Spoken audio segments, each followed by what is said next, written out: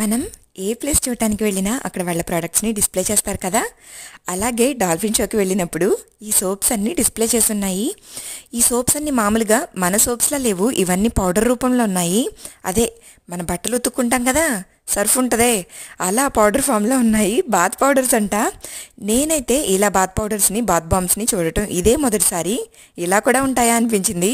And ఈ bath balms అయితే చెప్పక్కర్లేదు, భలే ఉన్నాయి, ఎంత మంచి స్మెల్ వస్తున్నాయో. ఇంకా డిఫరెంట్ డిఫరెంట్ షేప్స్లో ఉన్నాయి, డిఫరెంట్ డిఫరెంట్ కలర్స్లో ఉన్నాయి. అండ్ ఈ బాత్ బామ్స్ని బాత్ టబ్స్ ఉంటాయి కదా వాటిలో యూస్ చేస్తారంట.